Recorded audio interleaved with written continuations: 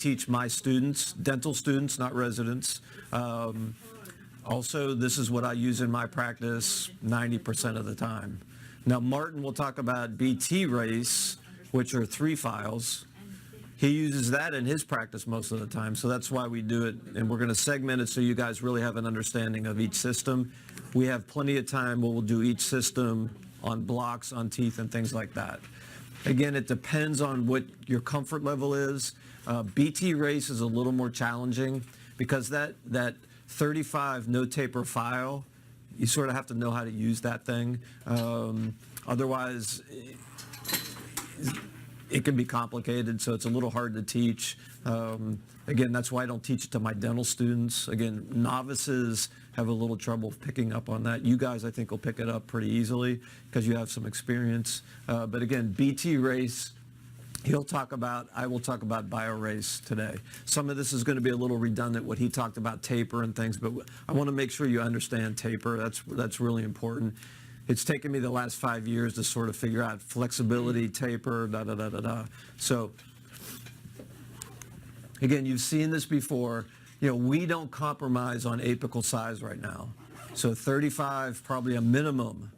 Once some of these newer instruments come out, we may be able to use smaller sizes, but we're going to might use that XP finisher to help us clean canals. So we're still trying to conserve tooth structure, but right now, as of right now, Tuesday, we're still advocating large apical sizes.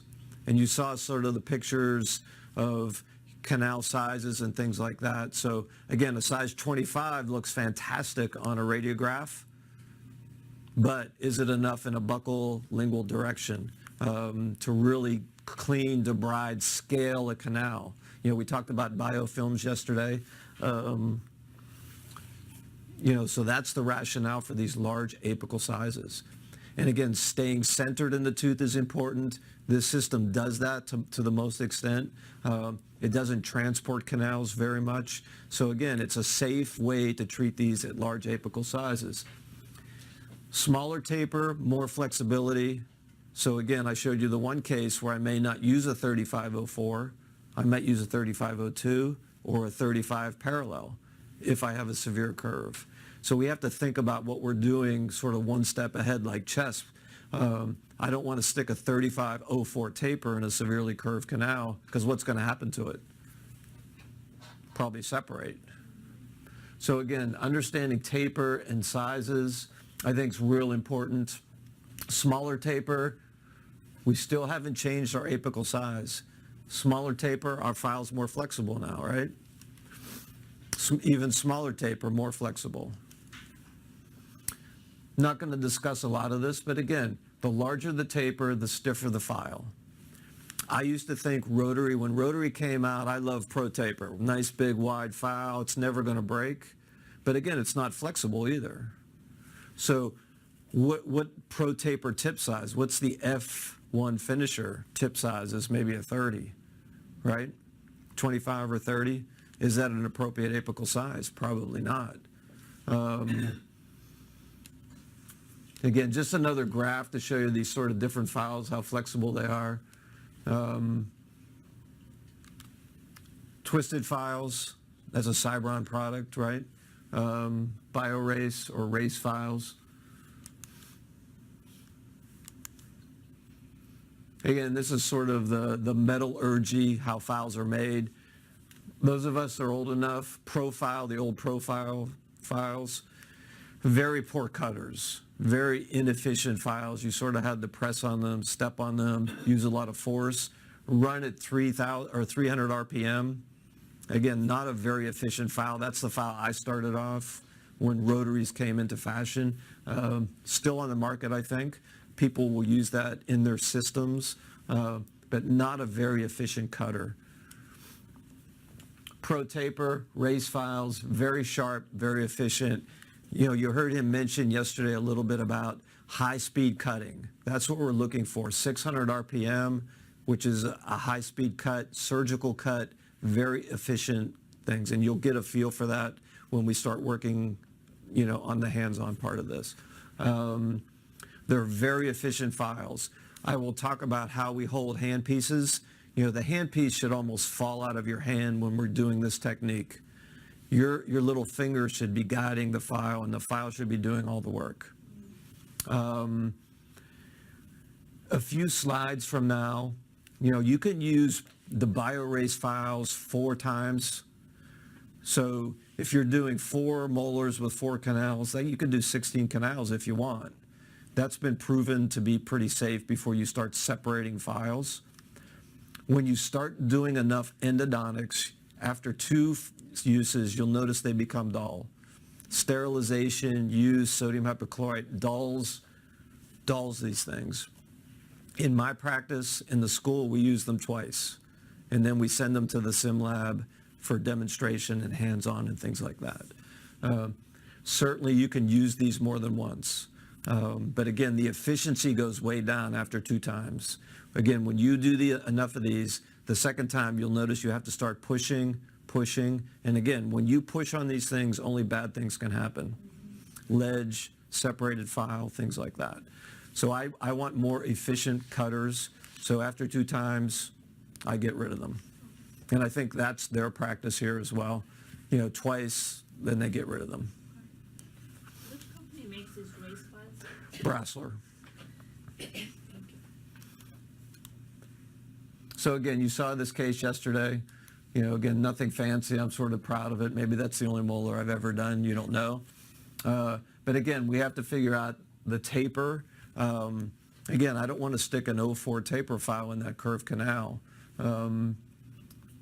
So again, that's something we have to think about. So the old step back technique, the stainless steel era, the 1 millimeter shorter, 2 millimeters shorter, because you heard Martin talk about there's no room for the dentin to go anywhere. So that's why we're sort of stepping back. So stainless steel era really didn't permit us to get to these large apical sizes efficiently. Most of you are too young to sort of deal with these. I don't know how many of you use stainless steel step back. I know some of us have, certainly. But again, this is the stainless steel era. And if you were, sorry about the slide, if you were lucky, maybe you produced that, maybe that. But the big, strong guys in my class, this is what they'll end up with, right? Because they don't really appreciate the curve, so I'm going to get to the working length no matter what. So with the stainless steel file, this working length might be the same as that working length. But that we all know is wrong. So again, very difficult to treat some of these with stainless steel files to large apical sizes. So he mentioned this yesterday. This whole technique, BioErase, the whole technique sort of does the crown down for us without thinking about it, but we want to start taking small little bites, small little chunks of the tooth, coronal, middle, apical. It's for tooth safety in terms of fracturing teeth, but also the safety of the file. So that's why, again, little bites, little chunks, really important concept to get. We're not forcing these things all the way to the apex. Again, we're taking small little chunks out of the tooth or the canal. How do you know when to stop? You know what I mean, when it's in your hand? Great question.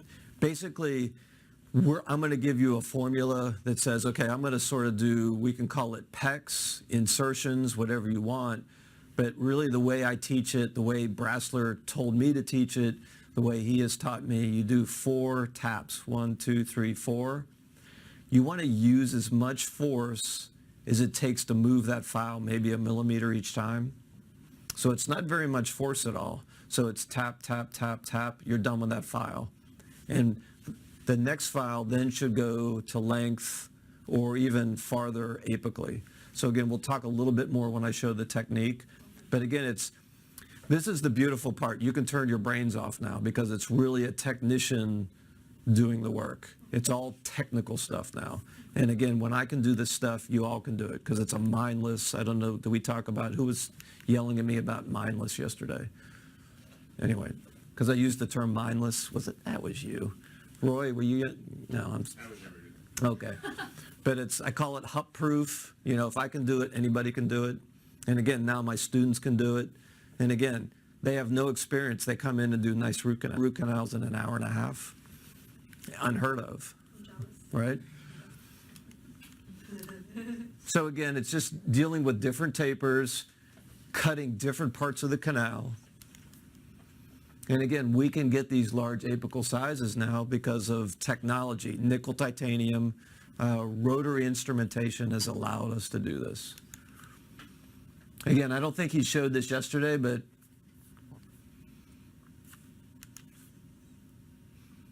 you know, just taking very small bites,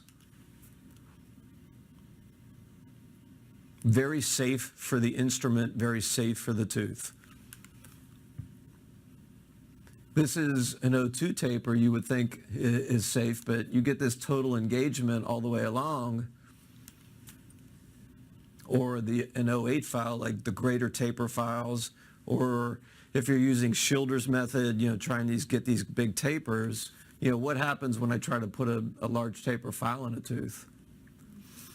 Do we get micro cracks? We do.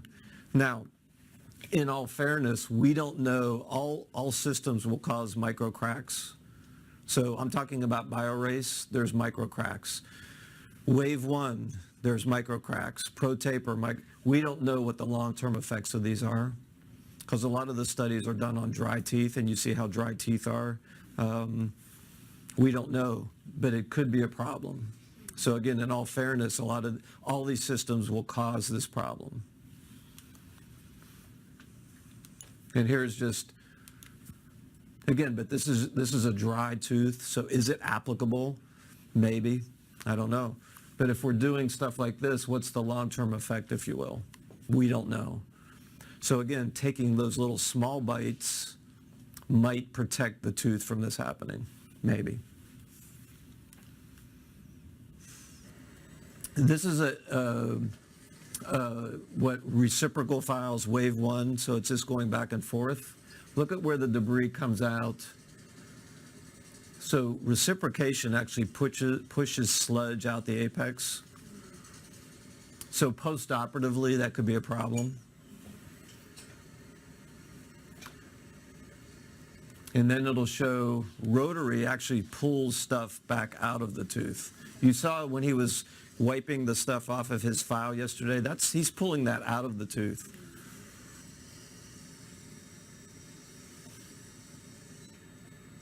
So again, there is a difference.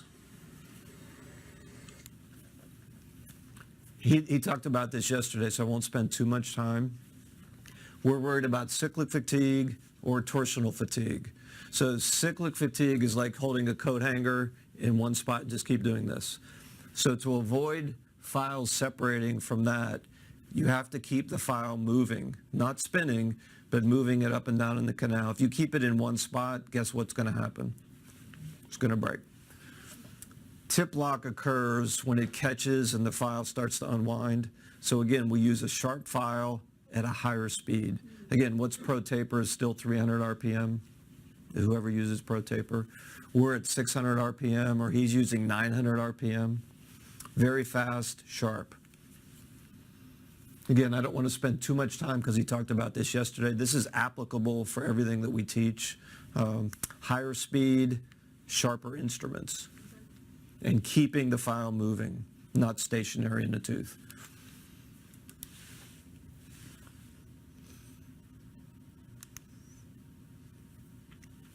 The handpieces that you'll all be using, they're set at 600 RPMs. Again, this thing, you should hold it, should almost fall out of your hand when you use it. Again, basically you're guiding the file, that's all you're doing. Very little pressure.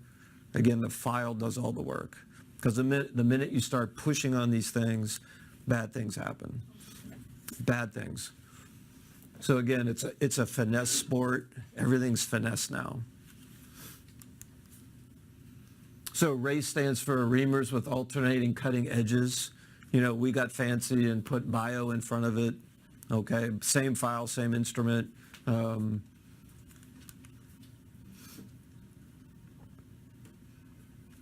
interesting aspect is there's a lot of room for dentinal debris to collect. So that's a good thing. We want to pull the debris out. We don't want to push it into the spaces of the canal. But remember, to make these efficient, when we take them out, we still have to wipe the flutes, make sure it's like, men, we're shaving. If our razor's full of gunk, do we get a good shave? Probably not. So keeping these things clean of debris keeps it an efficient cutter. And you could test it out during the week. We have enough files. Try to put a dirty file, a file that's full of debris and try to use it. You'll have to push and push and push. So keeping things clean is very important. And again, this is why it's very efficient. Triangular blank, very sharp instrument. Totally different than profile. The Swiss are big on electropolishing. There is a study that says that you might get fewer separated files because they electropolish things. Whoops, we'll go back. Possibly. Resistant to corrosion, that's the study. But is that making the file better? Maybe. It's a nice touch. And this is the slide, how many times you can use before it fractures. So number of molars, 4, number of canals. So again, our recommendation is if you really want to use them for, you could probably use them for 4 molars, probably. But again, they become less and less efficient. So maybe like 4 premolars and like 2 molars. Yeah, again, but, it depends where you practice and things like that. When I was here, we're getting $1,500 for a molar. What did I care if I had to, I would use a new pack on every patient, probably. If you're practicing somewhere where we're only getting, $500 for a molar, you might worry about, we were talking about overhead at lunch, right?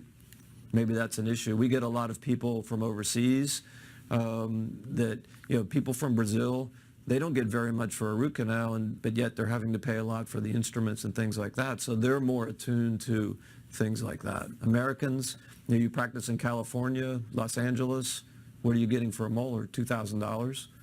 So what do I care if I'm spending $50 for? So it's all a matter of where you practice in general, I think. Maryland, they probably get a lot, I'm sure, for root canals. 800.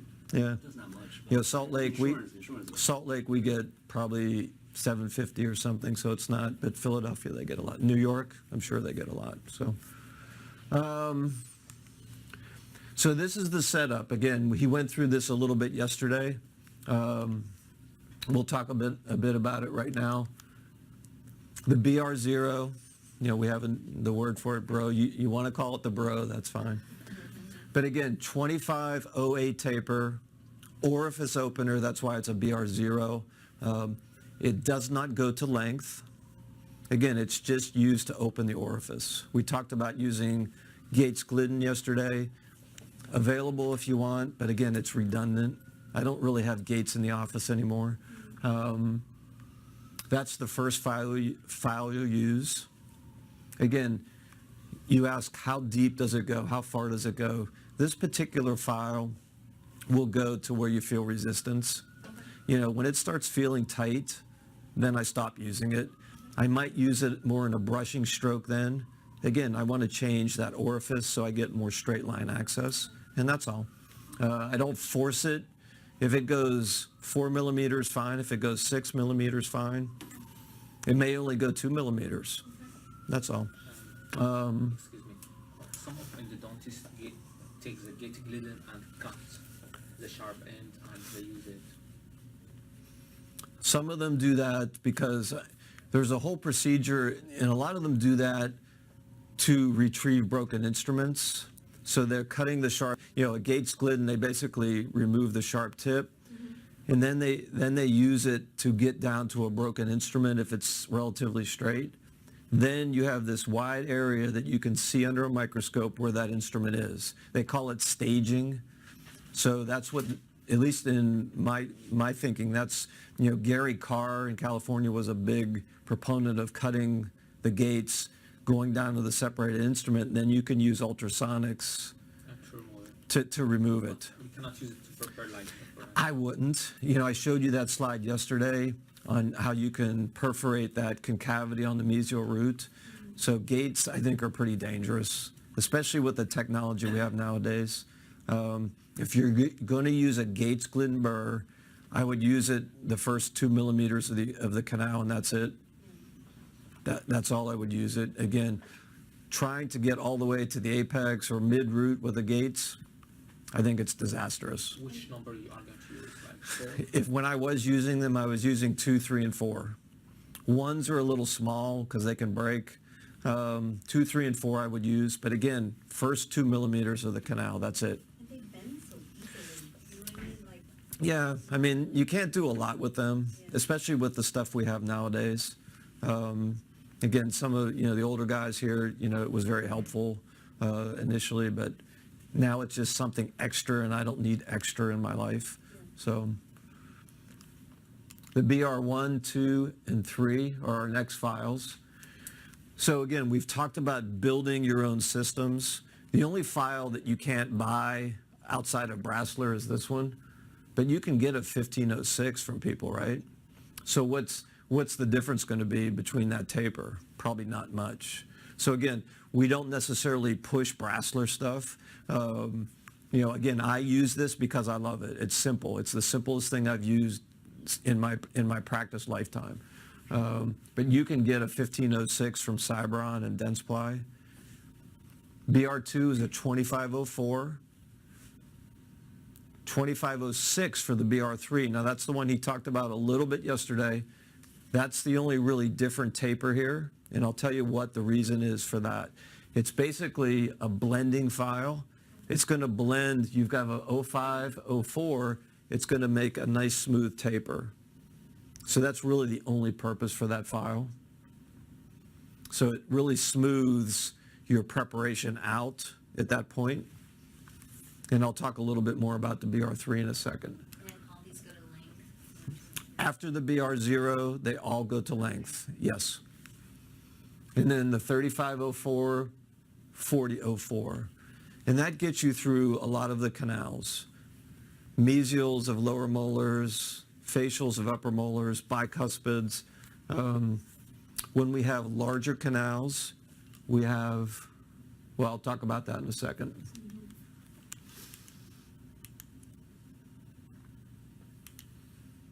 So this is the basic setup, and this is what you saw him use yesterday.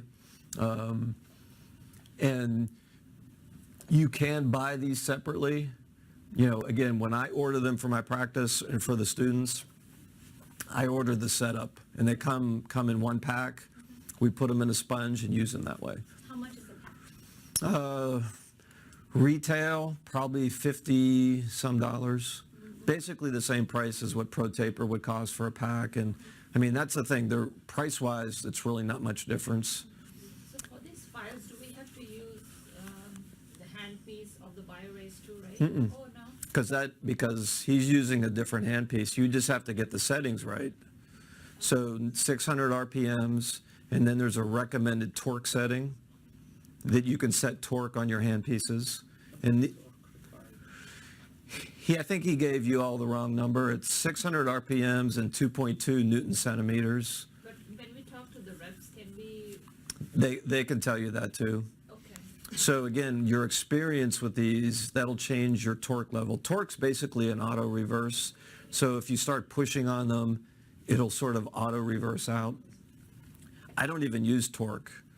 So I shut mine off because I have enough experience that I know that I'm not going to push too hard on these things. The torque is more for like safety? That you Torque's for safety. You Yeah. don't go into that? Yeah, again, I don't use these in a long enough spurt that I can tell the difference between torque and no torque. So I just turn mine off. He uses some torque, and that's fine, but he's operating at 1,000 RPMs, so he's in a little different area than I am. So I thought you said that we had to use from 900 and up for these. so I said for the The growth. Scout files, 900 RPMs. Oh, okay, but these, These are 600. And again, Martin's using these at 900, but because he's more experienced. So for you guys, I want you to use 600 RPMs. The Scout Files, 900 RPMs. So you're right partially. I'll give you partial credit. How's that sound? Yeah, sounds good. You can use the Pathfinder, that supplies. You can use a path file. That's right. I think path files have been pretty good. I've used those. They're a little dull compared to Scout Files, but they seem to do a pretty good job too. What's the other? There's another generation. It's not path file. What's the other? Dentsply has another sort of Scout file out now too, and I forget the name of that people seem to like, and that's fine. Again, personally, if you've used ProTaper, the SX file, the SX is their orifice shaper. I really like that one because it's not as, you'll figure out that this is a very stiff file. The SX file has a very softer tip. So if I get that little catch in a canal, I sort of like that. So, I mean, if I had my druthers, I would probably put the SX file here. Should I stop recording now? But I like the SX file from Dentsply because it's got a little flexible tip on it. This is very stiff. You'll see SX is the same like. same orifice opener, same taper, everything From Dentsply. from Dentsply. Is there a relationship between speed and torque? There is probably. I couldn't even comment on that. So I wouldn't know what to say about it, honestly. But I'm sure that there is. I'll give you a homework assignment tonight. You can come back and tell us about it, or maybe I'll look it up. You can ask one of your graduate students. Yeah, but I don't. But see, again, I've been doing enough of these that I don't really give it much thought. 'Cause again, a torque really is an auto reverse mechanism, a safety feature. Yeah, I don't think it provides. We could talk about high-speed handpieces and torque and things like that, but the relationship for rotary instrumentation really isn't the same. Speed is speed is speed. The torque basically is going to say, okay, you're pushing too hard. It's going to auto-reverse out. The handpieces that you show often beep before they want to. That's right. So you That's get a right. warning to back up. That's right. Yeah, so I think it's more of a safety mechanism for these things rather than a helpful, efficient way to instrument teeth. That's my impression of it, but I don't know really much about that. So we should probably start with a torque of 2.2. 2.2, right. I have just a question. When we say torque, it's like dynamometric key. That's when we fix torque as 2x2, and after that we do more torque. Is going to stop alone. Right. This is one. That's right, yeah. And you can adjust it to wherever, initially where you're comfortable with. And like I say, when you do enough of these, again, I turn mine off. I don't even have torque set. So the torque, the objective of the torque is to avoid fracture of the file. Of the file, yes, yeah. That's my interpretation of why you use it. Again, I don't think it makes it more efficient or anything. I think it's a safety feature. Do you prefer SX better than BR0? Yes, I do. But see, then again, I'm lazy, so I don't bother to order the SX file. I just want really everything. So if I told my staff I want SX file, and then I want the 1506 file from Cybron, so then it gets too complicated. So I sort of put up with the inconvenience of using the BR0. Again, you'll learn from me. I'm not very smart, and I get a little lazy. So again, that's why I use Scout Files, and I really like easy setups in my operatory. The easier and the fewer instruments, the more efficient I am. Again, we're all dentists, so we probably want to accumulate stuff, and operatories get crowded, and I think for endodontics, it just makes me less efficient. Can you tell me when you use your Scout Files and what size they are? And I'll get to that. Yes. So this is the basic setup. You use this in a lot of these cases, but palatal canals, distal canals will need something a little larger. Again, we have these technique cards that you'll get. The basic procedure, estimated working length, you'll hear me talk about using an 8 file. I don't have 6s in my office. I've never used 6s. I will put an apex locator on a number 8 file. I'll get my working length, estimated working length. I'll make sure that that goes, I'll be able to get a size 15 to that working length. This is all apex locator, okay? Again, I don't take as many radiographs as Martin does, and I'll show you, we have a way of demonstrating how an apex locator works back here. So I'll show you how to do that, and I'll show you what numbers and lines, we were talking about all that today, what we need to accomplish with those things. BR0 is our first file, and again, it's just working in the orifice. This diagram will then show a 15 file again to recapitulate. I don't do that. But this diagram will, if, you know, it's perfectly okay to go back in with this 15 file. I have my working length from the apex locator. I've used my BR0. I trust this enough that I don't have to do this step. It's perfectly okay that you guys do that. When you become more comfortable with what you're doing, again, I don't do this step anymore. So You do irrigation or no? irrigation, right now, irrigation is going to be just in the chamber. I'm working in a puddle of sodium hypochlorite. No EDTA, no RC prep. Sodium hypochlorite has been shown to be the best lubricant, the best disinfectant. You know, we used to think RC prep would provide more lubrication. That's been shown not to really be true. And again, it clogs up all these files. Again, we want these flutes to remain clean of debris, so we don't really use that stuff. EDTA we use at the very end for our final rinses. So sodium hypochlorite in a puddle, because again, we haven't instrumented enough to provide room to get to the apex yet. So it's just working in a puddle. BR1 goes to length, or at least we hope it does. 99% of the time it goes to length. So it's in your handpiece, BR1, basically it's tap, tap, tap, tap 4 times. After 4 times, it should get to length, and it does 90% of the time, okay? It will get to length, but it really won't clean to length just yet because it's an 05 taper. So the first file that actually cleans to the apex is the BR2. So I've used the BR1, tap, tap, tap, tap 4 times, done. I've gone the length. BR2 is my next file. Again, it's the same thing. Tap, tap, tap, tap 4 times. The BR2 will go to length.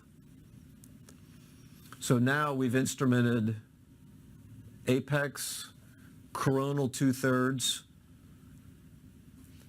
So now we sort of have this disjointed canal, if you will. We've instrumented the apex, the coronal 2/3. Now the BR3 is basically going to blend everything together. So I ask my students this all the time, and we've talked about it here, you know, what is the difference with the BR3 in this whole setup? Taper 0.6. The taper is larger. It's a 0.6 taper. So again, this file is very stiff compared to an 04 taper. Again, when we have our setups in here, you can test it yourself. You know, you can hang, you know, he talked about a file hanging picture, but a BR3 can hang a picture on a wall. So when we have a curved canal, we have to be very careful with this file because it's very stiff. A lot of times this won't go to working length in a very curved canal because it's got a larger taper. So we have to maybe make some adjustments. We might have to do our insertion 2 cycles, meaning 1, 2, 3, 4, clean it 1, 2, 3, 4. So we might have to do 2 cycles with this particular instrument because it may not get to working length the first time because it's stiff. It's got an 06 taper. But you do it 4 times as well. Yeah, I mean, 4 is the number, you know, I think he uses 3. I think the video uses 3. I teach 4. You shouldn't have to really tap on or insert the file more than 4 times. You know, tap, tap, tap, tap. Peck, peck, peck, peck. Again, it's trying to press or advance this about 1 millimeter with each peck. And you said that if it's curved, then you have to maybe do it 3 times, irrigate, and do it another 3 times. Do it another 4 times, that's right. Because the BR3 is an 06 taper and is very stiff. So again, you have to be extra careful with this file. And when we use plastic blocks, which we will use in some of the plastic teeth, you'll feel this file actually grab, and it will, even on natural teeth, it will grab and pull you in. So what can you use another file? You could, but again, I like the efficiency of this because what happens next? You've gone from a 2506, this allows you to skip a size 30 file, so now I'm at a size 35. So the BR3 does a magical thing for us because of its taper, and we can figure out the math. It allows us to get to a size 35 file, and we skip a file, basically, because there's no size 30 tip file here, right? So that's what a BR3 does for us. Okay?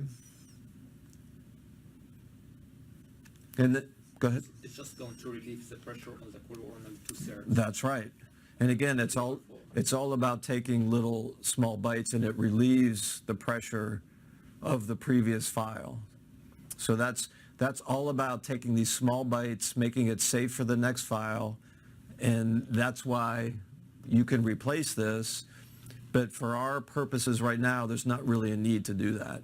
BR4 is more flexible. BR4 because it's a smaller taper, 04, and it's going to be flexible. And then again, you can finish with a BR5, which is a size 40. So that again is the basic setup, and nothing really changes. Again, you have to stop and take pause when you use the BR3 because it's an 06 taper. But does it have to go to a working length? Great question, because again, when you become more experienced, sometimes if I can't get this to go to working length, if I'm within 1 or 2 millimeters, I will take a chance and jump to this one, and usually it'll go to length then. The BR4 will go to length. So again, I don't force a BR3 because again, it'll separate pretty easily. So again, great question. Sometimes you can take that chance and do that. There's other little variations that I'll teach you when we start the hands-on. But for right now, again, the BR3 is very helpful, but you have to be careful using it, okay? Because I've seen some teeth that we've been working on that have some pretty severe curves. So again, when we get to those, we'll have to be real careful with that. So you can, theoretically, you could finish with a BR4. Yes. With a thinner canal. Or That's right. BR5. Because now we've made enough room for the irrigation, right? So theoretically, we've debrided, scaled the root canal, what we think is an appropriate size, and we've made room for irrigation. Okay? So you're exactly right. So when we do the access cavity and we negotiate the canals with 8 or 10 files, did we irrigate before that or? Yeah. We did. I mean, the minute I access a tooth, I will generally access underwater. I mean, I like to keep it cool and keep the smell down and things like that. As soon as, once before I put a file in the tooth, then I'll start irrigating with sodium hypochlorite. I become aseptic at that point. And then when you use the apex locator, you just dry the coronal portion? Yeah, and I don't air dry thing. I don't start blowing in the canals and things like that. I'll use a little cotton pellet or suction.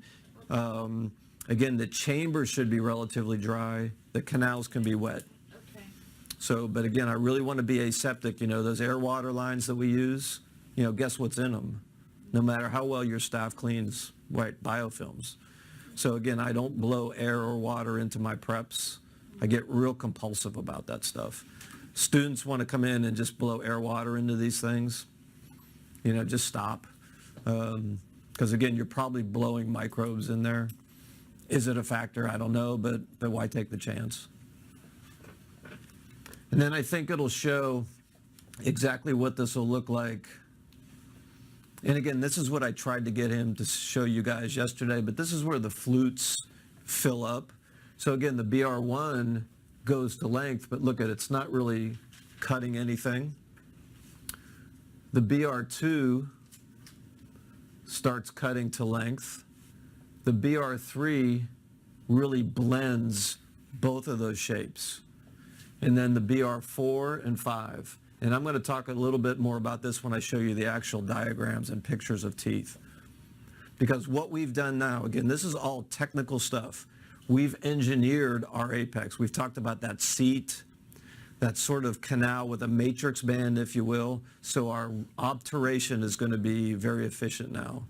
So you can see, basically a 7 mm box, if you will, maybe a 9 mm box.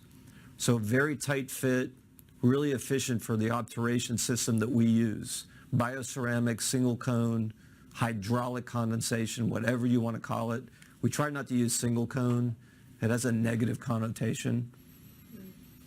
So we, cold hydraulic, we can get fancy, and people are still looking for the correct terminology. But single cone obturation with gutta percha and Roth sealer, absolutely not. So we're using single cone, but we're using single cone with bioceramics that get a bond to the dentin. But also I'm sorry, the gutta percha you use Is coated with bioceramic bonds to the sealer. seal. Right. And we sort of skirt over that at times, but again, the gutta percha we use has the bioceramic coating on it. So you're actually getting, theoretically, a three-dimensional obturation, a three-dimensional bond. So bond to dentin, the sealer is also bonding to the gutta percha. Okay? So again, a lot of people will use the sealer, but won't buy the gutta percha for some reason. I don't know why. Because it makes no sense, because you lose the bond. So So you have to buy it. I would. So it has to be that brand gonna purchase. Yeah, there's no, you can't get that anywhere else. You mean it's a special gutta percha, which is like Right, it's coated with the bioceramic material. Same company. Same company, right. You said earlier that instead of the BR3, if the canal is really curvy, instead of the BR3, you can resort to other files. And I'll talk to you when we get more on the hands-on part of it. Okay. Yeah, because there's different ways. Again, you want to think about it differently. If there's a severe curve, what do you think I should do then? I mean, you know the answer now, Yeah. right? A more parallel. Exactly. You would use less taper. Right. Maybe it's parallel, maybe it's an O2. So again, what we want to get across to y'all is to understand that concept. And once you understand that, you can do anything you want. Because again, this is going to change a year from now or 2 years from now. And you're going to be practicing long enough that you're going to use 3 or 4 different systems, and then you're not even going to be putting gutta percha in teeth, right? We're going to be doing more vital pulp therapy, and you've heard the whole sort of story. So you can order like something separate. Absolutely. Okay. And Abs- they have all. And I will show you a lot of that here in a second. So apropos of that, so you said 90% of the time you get to measure with a BR1. Right. So where do you go when you don't? Hand filing, back with hand instruments, maybe with scalp files again. Again, there might be a ledge there. So there's different approaches I take. And fortunately, that doesn't happen too often. But, it might be it might be back with a 15 file, really loosening it up, and then seeing what happens. But I never, if the BR1 doesn't go to length, I never force it. Again, what's the worst thing that can happen? You start forcing these. You break? This little tip will break every time. Every time. So again, you have to take a step back, reassess. Is there something I'm missing? Is there a little curve? We saw today you might have had those teeth with curves coming back this way and things. You just don't know. So, but again, fortunately, 90% of the time that doesn't happen, which is good. So this is the same setup, just showing you in a tooth form. So distal canal, upper molar, BR0, right? Never goes to length, never. BR1, 1505. Yes, you could substitute, find somebody that sells a 1506. Not a problem. BR2 2504 will go to length. The BR3 then blends everything together, coronal and apical third. 2506. 2506, right, BR3 2506. The other thing that it does for us is it allows us to go right to a BR4, which is a 35, not a 30. So we've been able to throw a file out, basically. So is the BRT 2506 the same as a end of sequence 2506? Yeah, you probably could use that file, yeah. And I think the design's basically the same, And then the 3504s are the same as the 04? yeah. I mean, they're about the same, yep. So this is when I was talking about we're building we engineering these last 5 or 7 millimeters now to get a nice tight fit for our obturation. And we can go to a BR4 or 5 in some of these, and we get a larger box, if you will.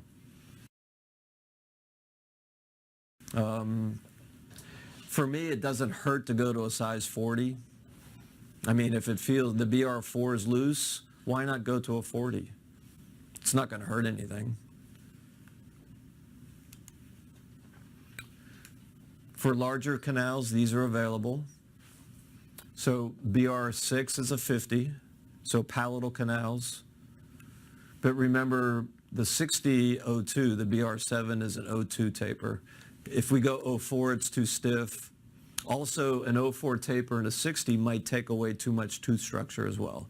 So again, 60 tip size and 02 taper is more flexible, and it might conserve more tooth structure too.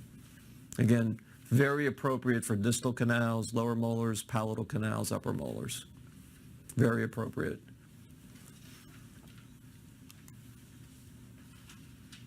How many sizes do they come in lengths?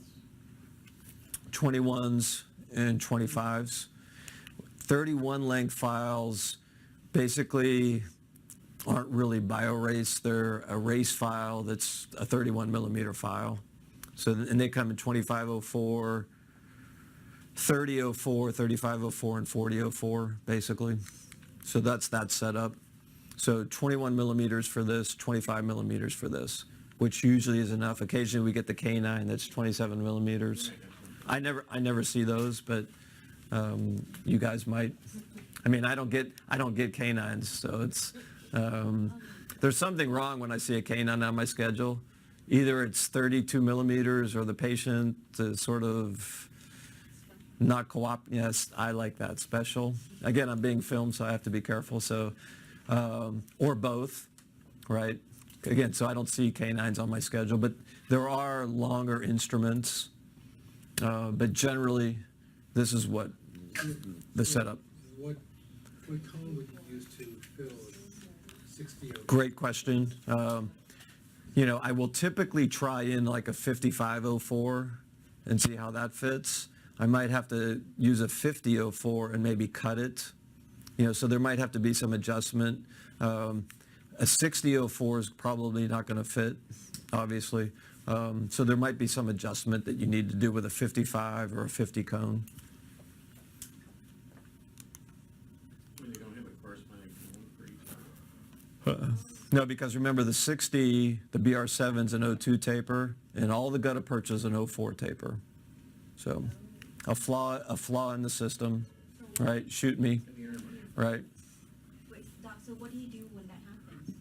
So we might have to adjust a 55 cone or a 50 cone to fit a size 60 space that you've, right? You have to take X-ray after you. Yeah, exactly.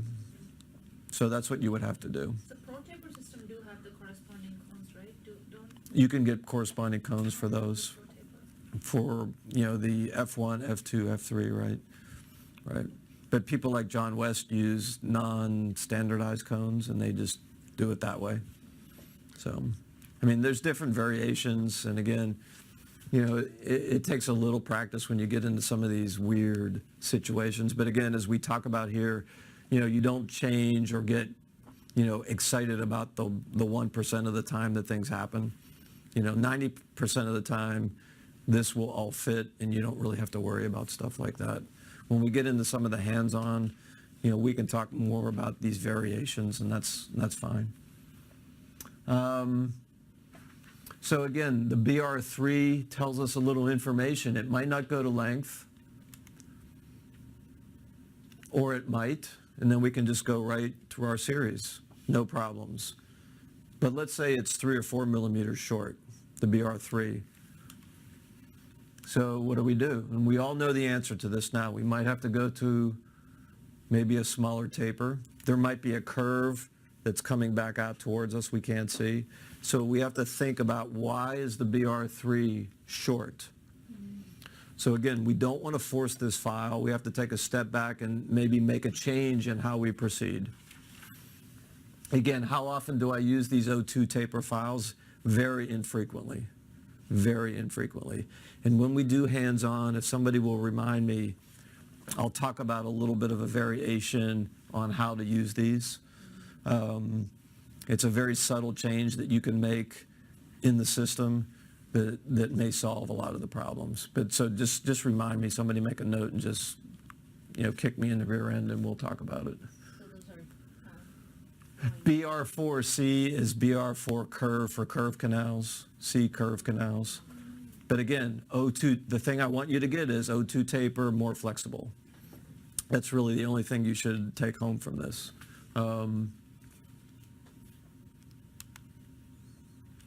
This is just going to be a plastic block demonstration, and we do the same thing for y'all. We start off with plastic blocks so you can see it. You want to put these things in when they're spinning. He's going to put them in just to show you how far they go first. And again, he's just tap, tap, tap, tap. The irrigation tip won't go all the way to the apex. He hasn't made enough room for it, right? This is the step that I don't do. I sort of skip this step, and you're welcome to take a 15 file back in, absolutely. And I recommend that when you're first starting out. So he's just showing you how far the BR1 goes. 1, 2, 3, and then the stop will go at 4. And he's done. That's it. And that's a fairly, I don't know, what do we want to call it, a moderate curve? Plastic, it's plastic, but still. Look at how far the BR2 goes without doing anything. 2, 3, and then 4 will be done. Okay? I don't know. Now you can get closer with your irrigating tip, but still not quite there. So when we use a BR3 in a plastic block, this is where it can catch a little bit, but it's still, this will get around that bend pretty easily. Keep the file moving, right? yeah, no pushing. And very little pushing, very little.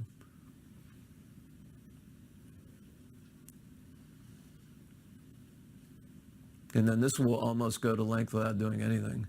And literally, this is how fast canals will go. So if you have a molar, 4 instruments times 4 taps, right? Do the math, and then each canal. And really, that's the way you think of it. So the technique of doing this is very, very straightforward. And then you just go through the irrigation protocol and things like that. And we'll take you through this. We have plastic blocks, plastic teeth. I like to take my students, I like to take our class through the plastic block first, just so we're all on the same page.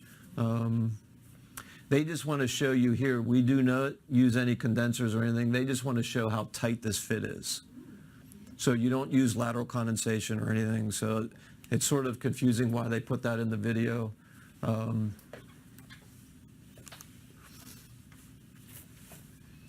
That's BioRace. Very quickly, we went through it, but it's a very simple system to use. I will guide you step by step through it. The reason I use it is it's very easy to teach, and it's very efficient and easy to use.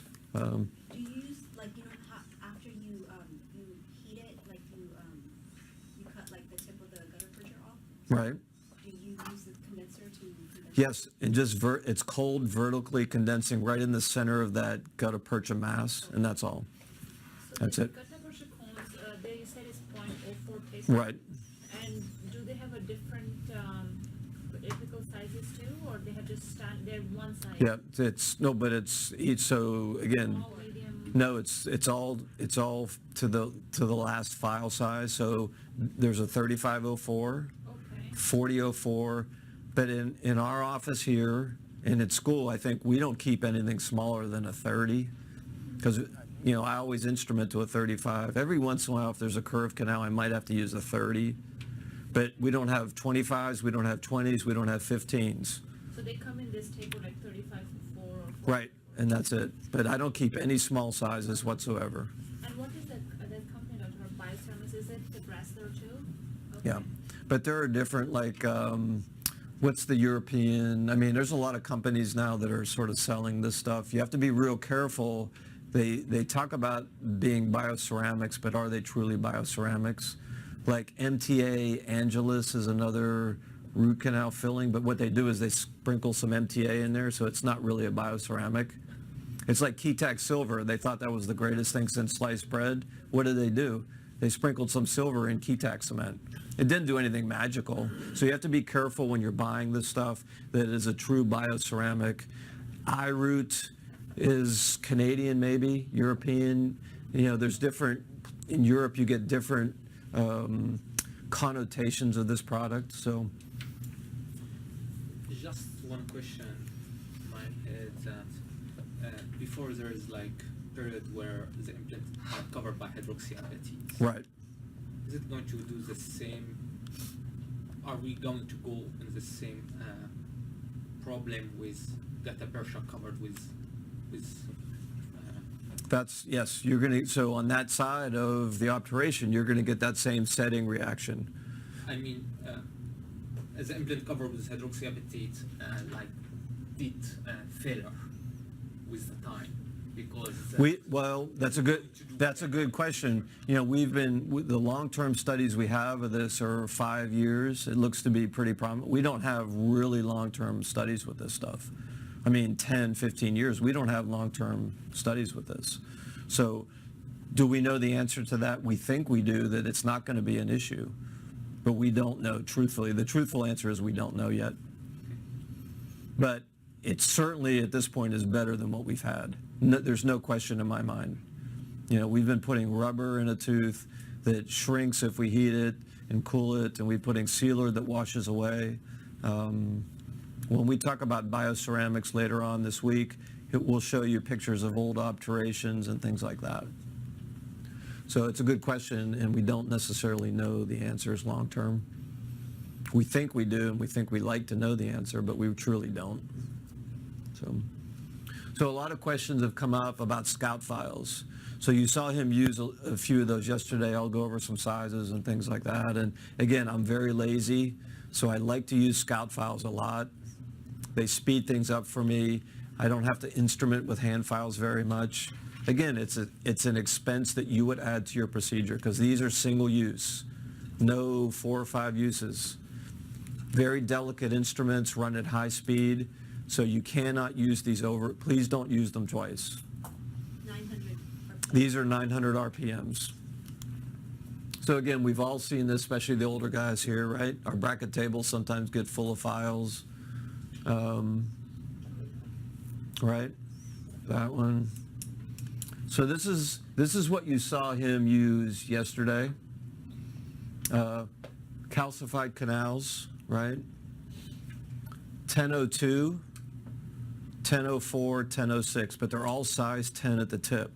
I don't think he used a 1006 yesterday. But again, you can buy these separately. I buy them in one pack and I use them all. So, but again, calcified canals. Again, if I get to a 1006 to working length, I'm real happy because life is going to take 2 seconds to finish this case. Literally. Again, it's an expense though that you all have to think about. In a school setting, I pay half price. I pay $28 for a pack of these. So I get the dean, sure, go buy them. He doesn't care. As long as we're not having endo problems, he doesn't care. If you can order only one file out of the 3, which one would you order? These are real life questions, Well, I mean, I would probably, if I have to say, I would probably order the 1004 only because it's between the 1006 and 1002. See, I think the 1002 doesn't do enough for me, and the 1006 might do too much for me. So if I had to order one out of this, it probably is the 1004. You only use this for calcified canals? That's its recommendation, but if I have a case with a curve or something, or that I don't want to spend a lot of time hand instrumenting, so hand instrument 8, really tight, right? 10, really tight. I will go to these immediately. What is their mechanism? How come they make it easy? Well, initially, because we asked about one file, but the 1002 is very flexible and gets around curves and things like that. And I think I'll show you how that works in some of these really curved canals in a second. This one which like separate like this? No. Mm-mm. No, solid core, stainless, nickel titanium, but real flexible. And we'll show you, we'll have some of these for you to work with, and you'll see how flexible it is. I have a question. Okay, you know how like, instead of, if you did the BR3. Right. And you can't get to working length, and you don't wanna go to the BR4C or the BR5C. Right. Can you go to a scout file? You could, but I probably wouldn't do it at that point. See, if the BR1 and 2 went to length, then I probably wouldn't think about scouts. I would think there's something wrong at that BR1 or 2 stage that I have to go back and reevaluate. And again, there's some little tricks I'll show you with really severely curved canals, because you will not be able to use them in rotary fashion on a handpiece, but you can actually put a bend in some of these files at the tip and use them by hand. So I'll show you that little trick too. So there's a couple things you have to remind me to show you. Again, so if I have a tooth that I can't get a BR1 down, I may put a little bend in the end of it. You don't run it on the handpiece, you use it by fingers, and that little bend sometimes opens things up enough for then you can use the rotary. So that's another little trick that I use. So again, please somebody remind me of that. And but I wouldn't go back to a scout file if the BR3 doesn't go. Right, this is only when you can't get in condition. Yeah, I mean, that's pretty much what I would use it for. So when we can hardly insert 8 file in the Right. MB2, Right. we can go directly here. I love doing these in MB2s, absolutely. And I think if he does a maxillary molar, you'll hear him say that. I mean, I don't think if he gets into the orifice with just a little hand file, he'll go right to these right away. Because the BR or the O2 Scout will snake around these little things and get all the way to the apex. And you'll see in the Buchanan teeth how that works with these really nicely. If you, Why not just use these instead of the BRs? Well, because you don't have the tip size to finish though, right? So a 10 tip size isn't appropriate to finish. So, I mean, it's a good idea, but the tip size isn't enough. but you know how you said that if the 8 or the 10 is real tight, Right. how can you go to apex with the apex locator if it's tight? Sometimes you can.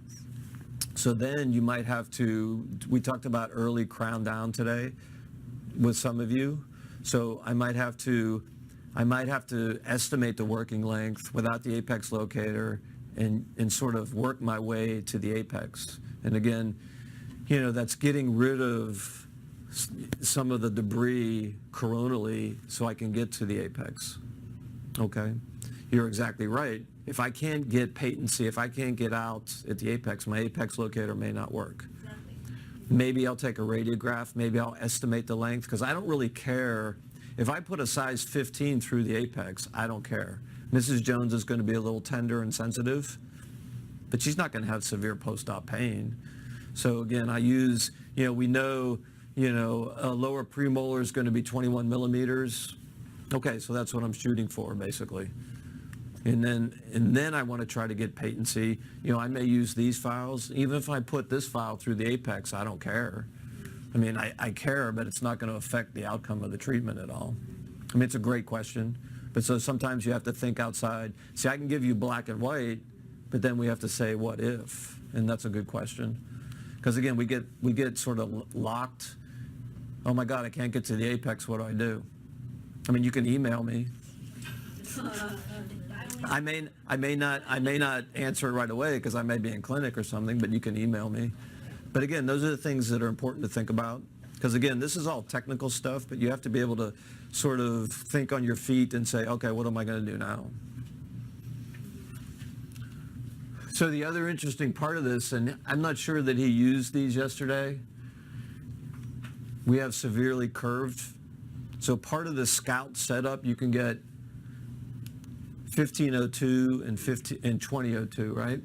So really it's a 5-file system, okay? But again, O2 taper, O2 taper. And these are just old race files, basically. I mean, again, those of us, these are pre-sequence sort of shape files, race files. But it's marketed under their Scout files.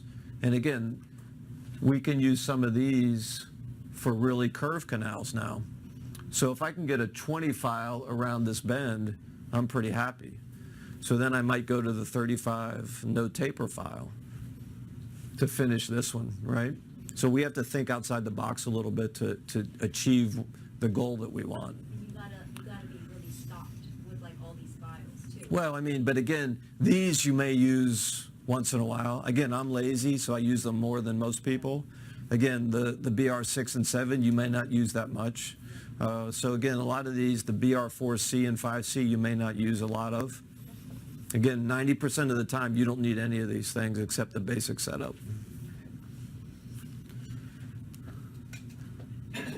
And you saw some of these cases. And again, this is a micro CT, CT scan, but you can see how complicated some of these things are. So the purple was instrumented. The gold is the filling. So you had to use irrigation and things like that. So the sealer went in all these little nooks and crannies. But again, these are very complicated systems. This isn't really important. It's just more marketing than anything else. So just zip through it. Again, these are sort of micro CTs of, what canal systems look like. So this is what we face a lot of the time. We talk about teeth or, staying centered in canals for safety. We don't want that. What happens to nickel titanium when you put it in a curved canal, or, it wants to straighten out basically. So again, transportation of these is very important, and studies have been done. Most file systems will transport canals. It's just a question of how much. This seems to not transport canals that much compared to other systems, but it still does that. Yeah, so but again, less tapered, more flexible files are the important part of this whole thing. We're not using 08 tapers. We're not using Pro taper 07, 09. Right, an 09 taper file, right? Stiff. Who gets to an F3 anymore? Does anybody ever get to that? It better be a central incisor on a 16-year-old patient, right? And again, very consistent. You've seen the shapes that these, you've seen mostly BioRace stuff. The shapes are very much the same. You guys, if we're going to radiograph some of your stuff while you're here, your shapes, your canal treatments are all going to look the same. My students, all of 80 that do root canals, they're all going to have basic shapes, and they all look the same. Conserve coronal tooth structure, large apical sizes. Predictable, 90% of the time these things are predictable. Again, D3 dental students are starting out doing wonderful root canals with very little experience. Efficient, you can see, and you're going to get an appreciation how fast these things are. Light, again, anesthetic, access, take up the bulk of my time. And again, if we're doing 4 insertions, 4 pecs, it doesn't take very long to do a root canal. And again, we like to put that up there. We don't have very much, we have the Bellion study that he showed you. We have the 150 cases that they did. Is that enough? I don't know. But it's something that we hang our hat on. Again, it's what I use, what I believe in. This is what I teach my students. And I think that's what we have for today. You've heard about and you've tried the BioRace, and I just want to go through two other sort of systems that we use and we basically promote, and get you to try them as well. Now, as you noticed, I'm sure, when I treat the patient or when we do the blocks, we suggest that you go to a 1502 before you start to instrument with any system you use. I mean, systems we suggest or any other system. And it's not our feeling that we should do that. Actually, there are a number of studies. This is a study that was done that shows if you start your NiTi system after a glide path of 1502, your fracture rate goes down 6 times. Okay, so basically NiTi files are too flexible to find a canal. They're really there to follow a canal. Okay? But I don't know how many of you have this experience. Certainly as an endodontist, this is my daily experience, is getting down that canal and getting to a 1502 can take half an hour, can take 45 minutes. All right, so 2 things to point out here. Of course, this is a lot of wasted time. It's quite fatiguing, etc. Other thing is make absolutely sure that your files that come out of the box are sterile, because generally speaking, they're not pre-sterilized. And because they're shiny and they come out of a box, it doesn't mean they're sterile. So you should have a sponge of these 6, 8, 10, 15 files that are pre-sterilized, because generally what happens is you've got 3 or 4 sterilized, and then you get, like curved and broken, etc. And then, oh, give me another box, and it's nice and shiny, and you think it's sterile. But if you had to go to a factory that makes files, you'd realize very clearly that they're not sterilized. They're shiny, but they're not sterile. So that's just point number 1. So in many cases, if I can get a 6 down, I have struggled, for 20 minutes to get the 6 down. I don't want to spend another 20 minutes getting to a 15, which is going to be my start. So there are files which are basic race files with a slightly different tip, which can help you get down. And I need them almost every day. I actually use them on my patient that I demonstrated on. You may not have picked it up because it was the first day, etc. I'll use them again today. But these can do the job. If you're down to a 6, I can get you to a 1502 in 10 seconds with these files. Sometimes even if you can't get down with a 6, this file will get you down.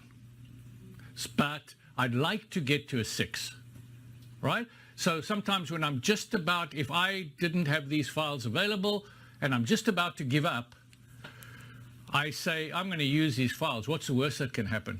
They'll break, right? I'm not getting down anyway.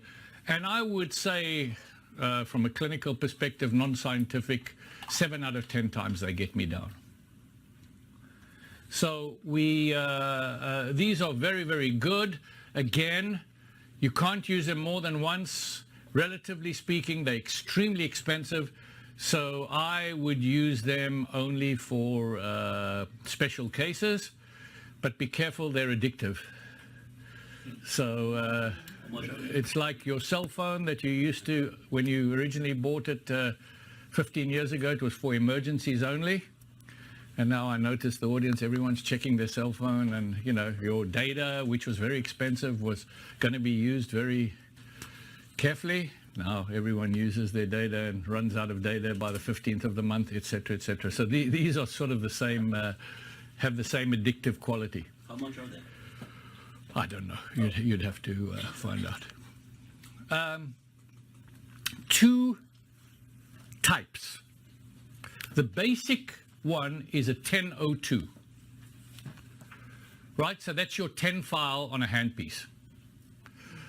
Now remember what we talked about, cyclic fatigue, torsional fatigue.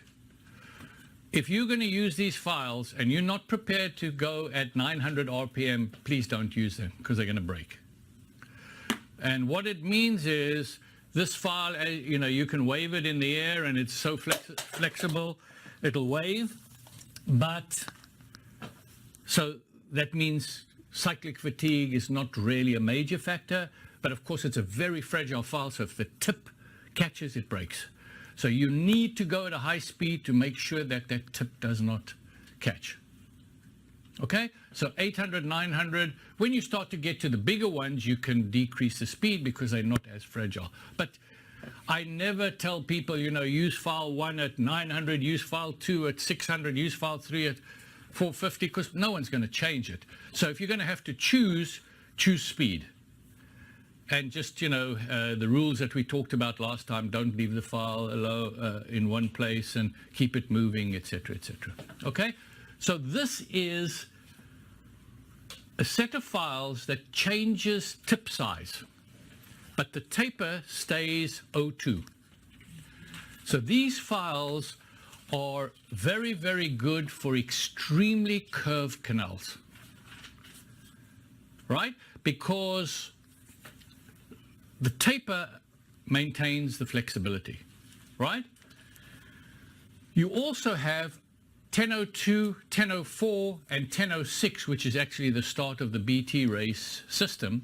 And these files stiffen as you go from a 1002 to a 1004 to a 1006. So these are more efficient for a calcified canal. Because if you've got the 1002 down, then the 1004 is going to go down, but the 04 is going to remove more dentin. So it's just more efficient to be, basically choose one or the other. I think in our office we got the 1002, 1004, 1006. Okay, because this is also a very flexible file. But these are for severely, severely curved canals. So severe curves, double curves, and this is for obliterated or calcified canals. Okay, don't forget, if you have questions, just... Now, you'll notice here a mesial buccal of an upper molar. This is one of the plastic teeth that we're going to give you tomorrow to play with. Okay, these are reproductions of teeth. And here's the mesial buccal 1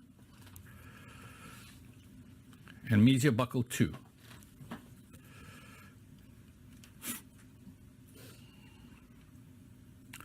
And the mesial buccal 1, and I'm sure you've all had experience with this, the mesial buccal 1 generally is relatively easy to get down, right? So you use an 8 file, I use a 10 file as my standard file, only if it's not going very well do I go down.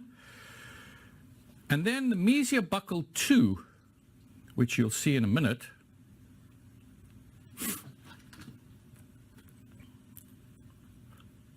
whoops.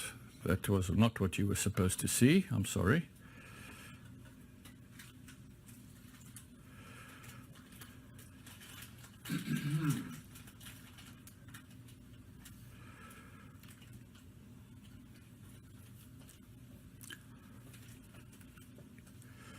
Let's let it go just a little. Shoot. What is going on here? The only reason I said shoot is this is being recorded. It's not what I meant to say.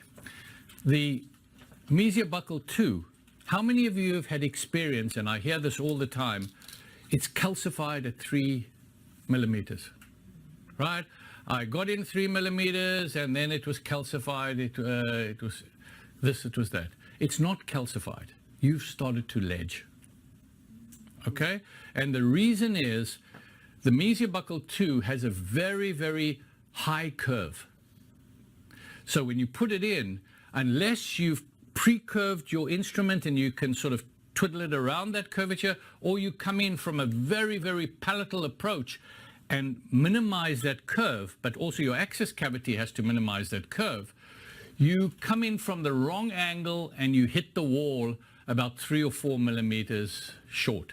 And then you keep going back and to try to get past that calcification, and you start to ledge. And once you've ledged, every time you go back and every time you ledge, it becomes a little more difficult to get past that calcification. So today, if I've got a definite mesial buckle 2 and I can get down a millimeter or 2, I don't even try with a stainless steel file anymore. And we'll tell you how to do it with a stainless steel. I go straight to the Scout files. And these, as you will see, just bypass very, very easily. So the problem is ledging. Okay, we can curve it, we can come from the palatal, but you know, this is a problem. So if you just go with the Scout file, it will find its own way, and it will, you know, get past it. Yeah. But if you use the Scout file right off the bat, how would you get the working length? Like, how would you know where to stop? Very good question. Okay, so I use my Mesio Buckle 1 working length originally. So if my Mesio Buckle 1 is 21 and I slide down the Mesio Buckle 2, I stop at 21, and actually one of the advantages is you could put the apex locator on the handle while it's in the handpiece. Okay, and then I make the slight adjustments because generally speaking, they are similar.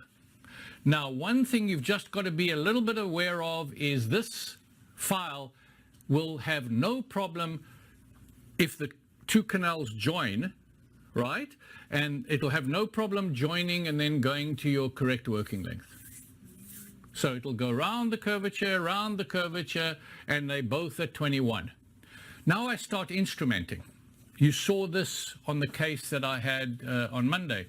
And when I get to bigger files, I start to feel resistance on this one of the two files.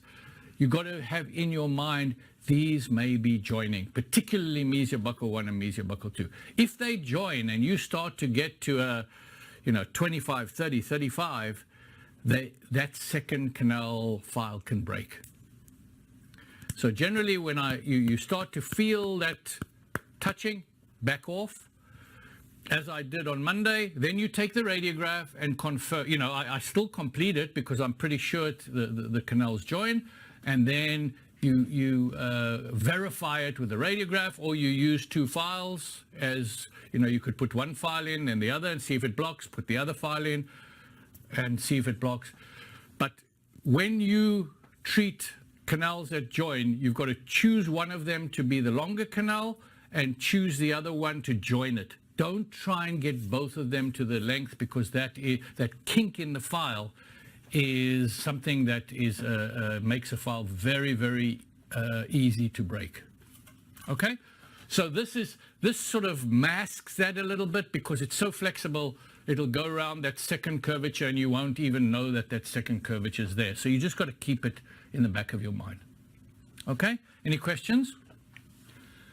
So what is the rule that we've come up with? The rule we've come up with, if the curvature is more than 90 degrees, you use the tip files that increase and you keep to the same taper. So you can go all the way to a 2002 in this one, and you can get around that curvature. Or if it's less than 90 degrees, and we've picked one here that's slightly less than 90 degrees, it still qualifies as not too curved for these instruments, and you could go 1002, 1004, and 1006, and that'll just be a little bit quicker, because then the next file goes much easier because you've already got a taper in there. Okay, so you've got other companies have these files as well. I think Dentsply have Pathfinder files.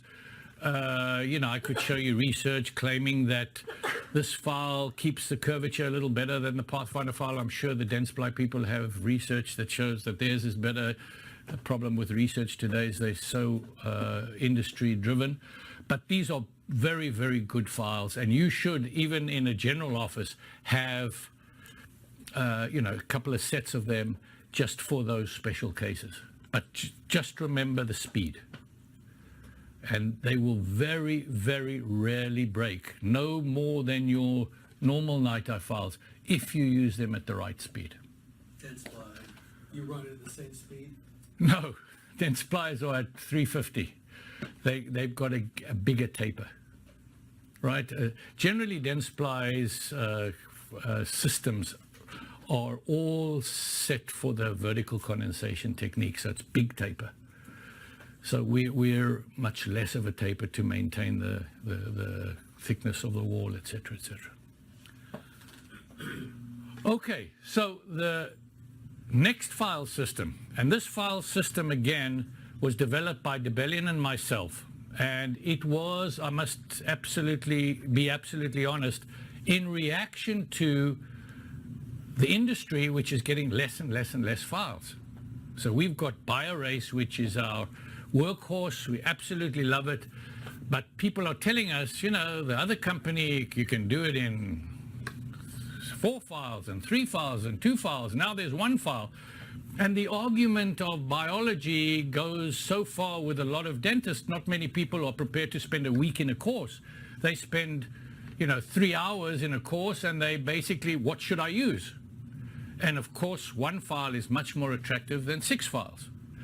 So this was sort of in reaction to that. We sit down and we say, look, we have to compete. And how do we get our biological principles, which is 4 millimeters, cleaned very, very well in the apical part, less taper, in less than 6 files. Okay? So this is the next file system that we talked about, and it's called BT Race. Other one's BioRace. This is BT Race. You could think of it as biologic treatment, as we like to think of it, but truthfully, the BT comes from the special tip that this file has, which enables you to skip files. And that's the booster tip. Okay, and I'll explain to you. Now, this file system is pre-sterilized. Okay, so the idea is to use it once and throw it out. But of course, that makes it extremely expensive. So you've got to evaluate yourself how often you want to use it, but certainly you don't have to sterilize it before you use it, because it comes ready to be used. So the booster tip is the key to this file system, and this is a very, very unique technological feature, which now we're using for all the files, which makes these files very, very efficient. And the tip is basically, think of a lead pencil that's been sharpened very, very, very sharp. And the lead part of it has got no cutting edge, but it comes to a very, very, very sharp point. And this point can generally get into any canal that's 10, generally speaking. Okay? So if you've instrumented to 10, I still say you should instrument to 15, but if you've instrumented to 10, this tip will get in there, and that's the pathfinder. Right? Then 1/4 millimeter down this lead of the pencil, you start to cut. And there are different angles that this file cuts, and it's got 6 cutting edges like a carbide burr. So if it cuts at this angle, it gets to a size 25 at another 1/4 millimeter, and the rest of the file is like any other file. If it cuts at this angle, it gets to a 30. If it cuts at this angle, it gets to 35, etc., etc., etc. It can go all the way up to 50, with this tip getting into these very small canals. Right? So you can go from a 10 to a 35 without going 15, 20, 25, 30, 35. So this is how we skip files, if you will, right? So basically, if it's a 35, it's 0.17 millimeters. But the tip gets into the 10 and it starts to cut, right? If it's a 50, it's 0.25 millimeters. So it's basically where the angle starts is half of the final. So you need to go to a little bit larger size before you start with a 50. Practically speaking, it actually makes very little difference. So the normal rounded tip of a file gets to its final size 0.25 millimeters away from the tip. So actually you lose another 0.25 millimeters by having this tip. Lose meaning that if you've got a 35 point, it's going to seat a quarter of a millimeter shorter than in a normal rounded tip. So you've got to take that into consideration. Either you accept that this is going to be filled with sealer and not gutta-percha, or you just increase your length 0.25 millimeters. Okay, because the rest of it's not really cutting. And it's very, very sharp. So actually they should market it as a patency file. Keeps you patent. And actually it doesn't look that impressive. When you look under the microscope, here's a rounded tip and here's a booster tip, which is just a little bit sharper, but it makes a huge difference. So the idea is that the tip gets into the canal, then the angled 6 cutting part cuts for another quarter of a millimeter, and then the rest of the file can be anything. Parallel shape, O2 taper, O4 taper, whatever. It's a normal file after it's reached its final size. Then the taper from there on is the percentage it increases per millimeter. Yeah. Do the Scout files have a booster tip too? No. Now, the Scout files don't need a booster tip because they're so narrow, and also this booster tip can only be placed on a size 20 or above. There's just not enough volume of metal to put the sharp tip. You don't need it, and you cannot do it. And then this follows. So you are not going to ledge with these because the tip doesn't allow you to ledge. It follows the curvature. So actually, this is just a demonstration to show you the effect. So this is a parallel file with a rounded tip, 35. And you put it into a plastic block that you have, which has not been pre-instrumented as a 10, and you see that it just cannot take the pressure. And these files are made to break at the top, so if they do break, you can take them out, right? Same file with a booster tip, 35, right? Into a 10. And, you know, you've got to learn how to use it. It also must go at 900 RPM because it's a very, very narrow core material, and it will just follow.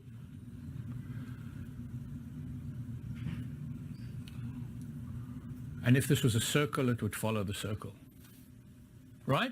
Now, actually, you could do the same thing as I'll show you with a 3504, as long as it's got a booster tip. So this is a 10 file.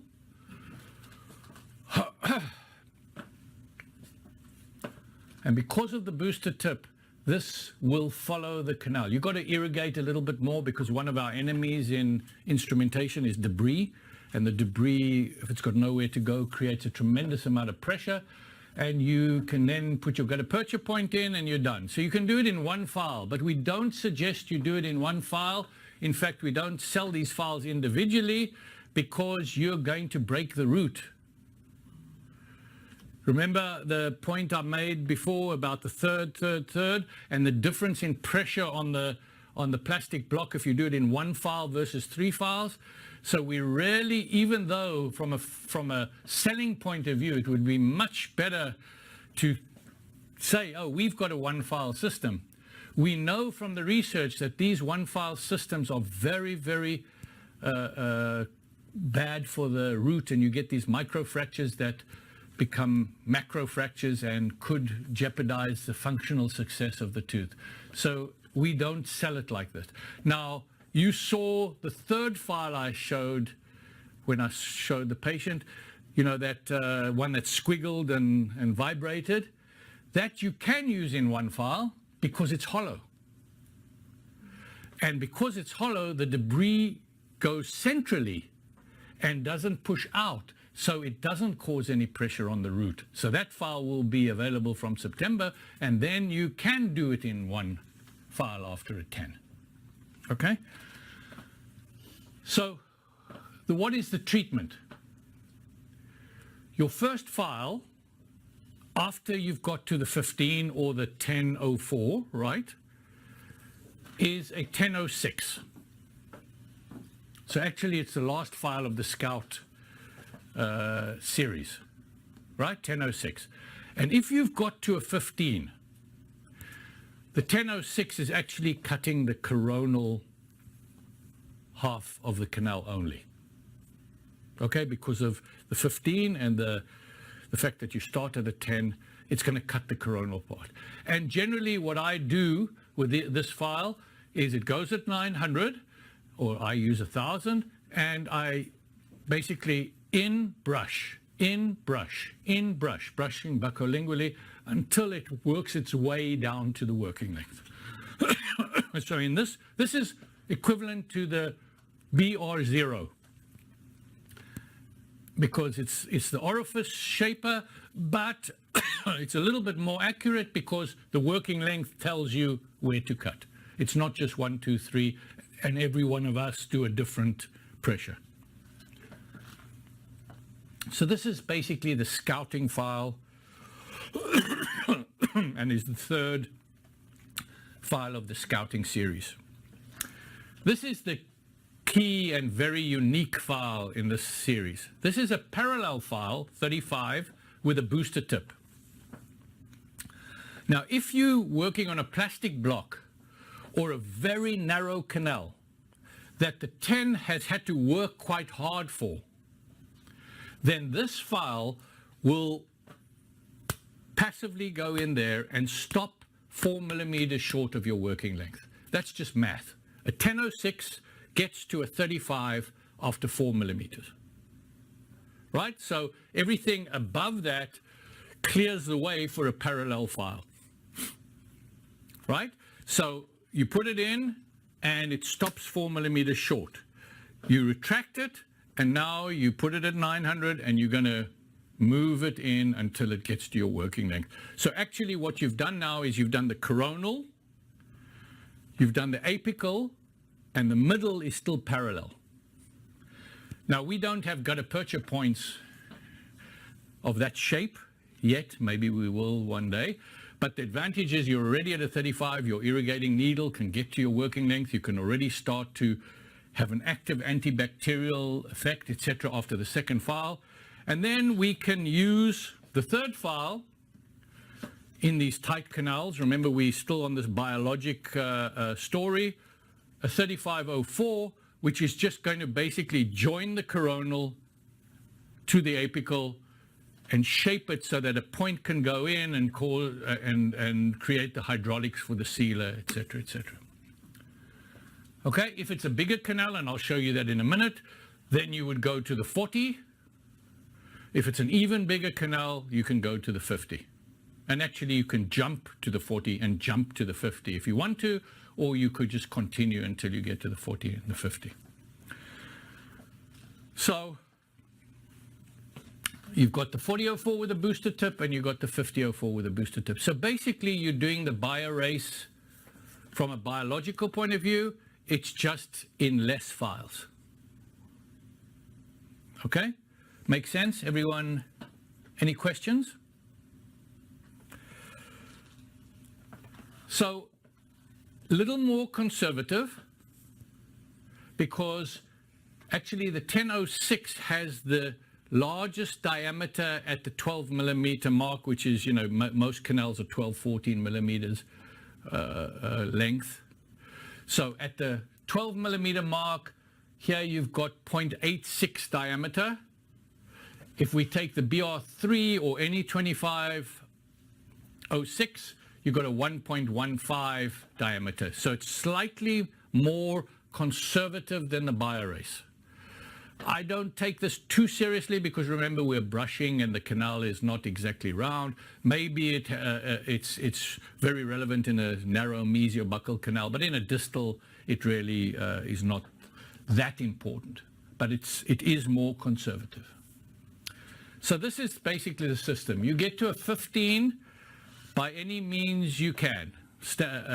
Stainless steel files, Scout files, you're at your 1502 and you're ready to go.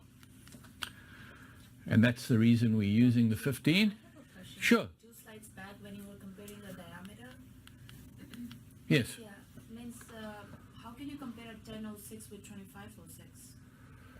Well, you're comparing it because in this system, your widest file is a 1006. Most other people go to a 2506, or in the BioRace system, your BR3 is a 2506, and then you start to narrow down. So I'm talking about the widest diameter, and I'm comparing systems. If you compare ProTaper, it's huge at 35 because they don't decrease the taper as they increase the tip size. But even with your BT race, like BT1 is the first file, you'll still go to BT2 and BT3? Yes. 35. Yeah, but remember, I'm just talking about one aspect now. But the 10 is not clean enough at the apex. So we need something to clean the apex, but we can do it without increasing the diameter at the orifice. So we're keeping that biologic ratio that we've become so obsessed with. Clean the apical 4 millimeters, but don't over-instrument the coronal 2/3. So I'm saying the coronal 2/3 here is very, very conservative, but because of the unique features of the file, you can still clean the apical 4 millimeters without going wider here. Okay, that makes sense? So you go to your 15 because you want to decrease file breakage. Then you're going to go with your 1006. Then 3500. And as I said before, if your 1006 has worked in a narrow canal, in other words, the file has worked maximally, this file will stop 4 millimeters short. And you're only going to have to increase another 4 millimeters from 10 to 35. So you're going 1006 to 35 parallel. Okay? And then you come back in and you shape it so that it got a perture point. Now, theoretically speaking, you could go with a 3502. You know, even by hand. You're only cleaning the middle part. And then you use an O2 tapered gutta percha. It's your choice, but the system, you know, if you buy the system or you have the system is 04, right? Now, this is a very important file in the system because it also gives you a little bit more information about how wide the narrowest diameter is of that canal, and you can more accurately get your shelf for the gutta percha. Okay? So we call it a verifier as well. Now you do understand that when you put a round file into a non-round canal, you're measuring the narrowest diameter. It cannot get to the largest diameter, right? So that's okay because we only want the narrowest diameter. We've got the 3D file to get the largest diameter or ultrasonics or something else. Now I put this in here just to tell you, you can buy these parallel files with a booster tip all the way from 25 to 60. So you could instrument an entire canal just with these files. And they're very, very efficient. And do you remember the Lightspeed system, anyone? Yeah, it was like a Gates Glidden on a long shaft. Very, very nice files, but you had to use half sizes. And, you know, to get to a 35 or 40 would take 10, 15 files. In this day and age, you just can't even think about that. But this booster tip allows you to go 25, 35, 45, 55, 60, and you're home free. So these have a lot of value, and I have them on the side as well. But let's look at the verifier. So this is the very tight canal, 4 millimeters short, I'm going to use a 3504, right? Let's say after the 1006, I put my verifier in, and it actually stops less than 4 millimeters short. It's 1 to 3 millimeters short. That says to me that naturally, because the 1006 didn't do that, naturally the canal is bigger than a small canal. Make sense? So I'm going to say to myself, if I go to a 35 on this canal, I'm not going to have a good shelf. So I'm going to go to a 40 on this canal. So this is sort of a size verifier for me. So I go to the 40. And then I know that my gutta-percha point is going to fit well, and I'm going to get the hydraulics and everything we talked about. Let's say, as happens many times in a distal of a lower molar, a canine, a central incisor, etc., you do your 1006, and the 35 actually goes to your working length. That says the minimum diameter is very wide. So I choose a 50 to make my shelf. So in actual fact, this middle file verifies and gives me a little more information about what sizes to go to in order to get the shelf, so you get the hydraulics, the whole story. Do you have anything bigger than a BT5? 50? Yeah, 50. You can get 60 and then 70s, 80s, 90s. Usually, generally, they go to O2 tapers because they're too stiff, but they don't have a BT tip. But if you've got a canal that big, believe me, you don't need a BT tip to follow the canal. It's wide, wide open. So again, I think you should have scout files in your drawer for the special cases. You should have those parallel files in your drawer for special cases. And you should have 60 to 120 in your drawer for the special cases. And all of those three you'll probably use once a month, once every 3 months, depending on how much endo you do. And the basic set will, whether it's BioRace or BT Race, will be great for 99% of the cases. Yeah. What would you choose on a C-shaped canal, BT or? It doesn't matter. BioRace or BT are basically the same. And then your C shape is your 3D XP shaper or ultrasonics, etc. That's going to get into the irregularities. Nothing round can go anywhere near that C-shaped canal. So when you verify, when you place it in, is it turning? Or No. Very big, important point. When you verify, the file is still.